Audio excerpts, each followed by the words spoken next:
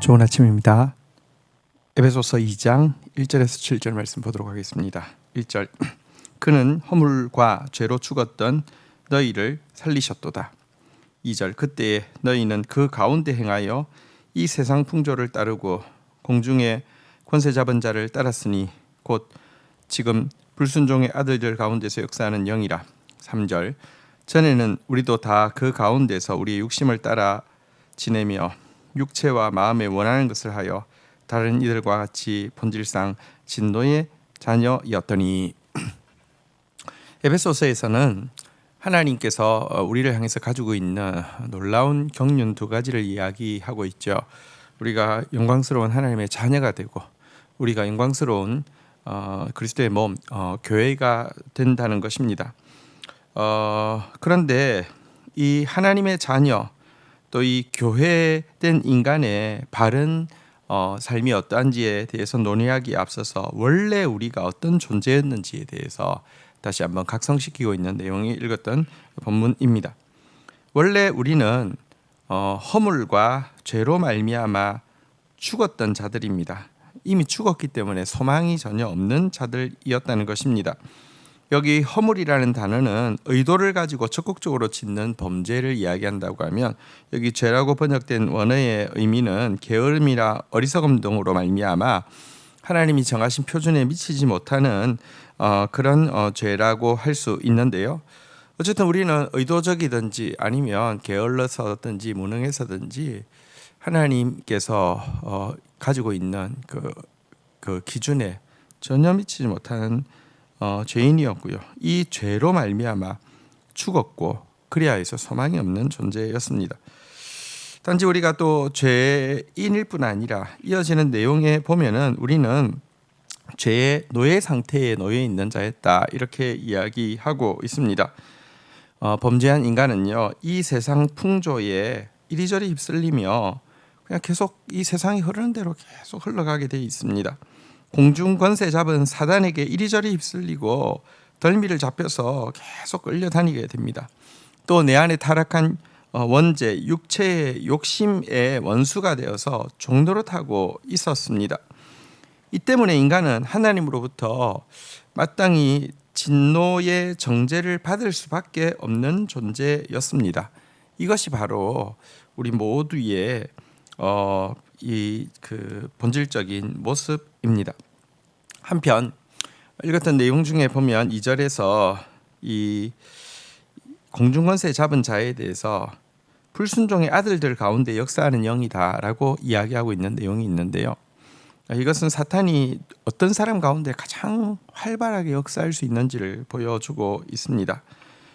하나님께 반항하고 불순종하는 이에게는요, 하나님의 말씀에 반항하고 불순종하는 이에게는요, 사단이 놀이터 삼고 마음껏 일할 수 있다는 것을 이 구절은 잘 보여주고 있습니다.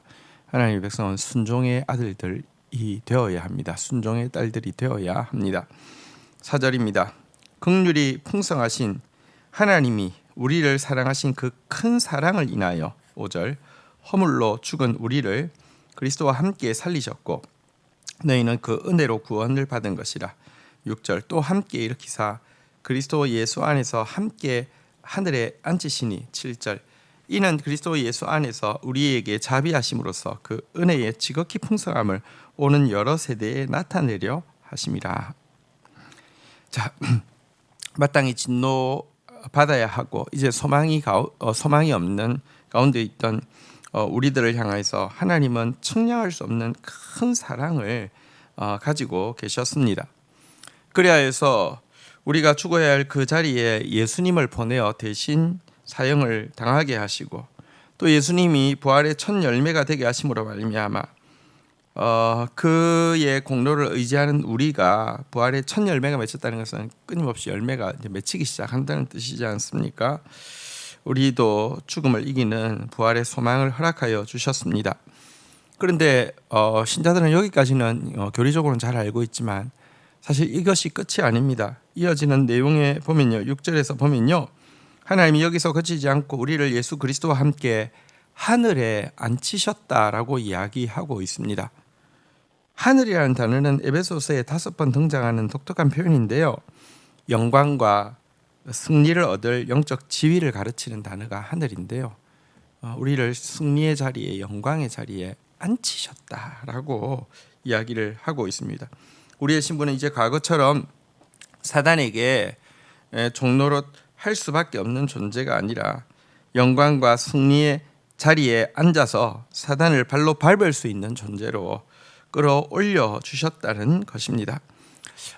이 엄청난 이 그 변화, 이 엄청난 사랑과 은혜. 그런데 7절에서는 이와 같은 하나님의 놀라운 은혜가 임한 이유에 대해서 우리에게 명확히 이야기하고 있습니다. 그것은 오고 오는 다음 세대들을 향해서 이 하나님의 은혜의 지극히 풍성하심을 드러내게 하기 위함이다라고 이야기하고 있습니다. 우리는 모두 이 엄청난 하나님의 은혜를 이미 경험했습니다. 그렇다고 하면 우리의 다음 세대들에게 이 하나님의 은혜의 지극히 풍성하심을 보여주어야 합니다.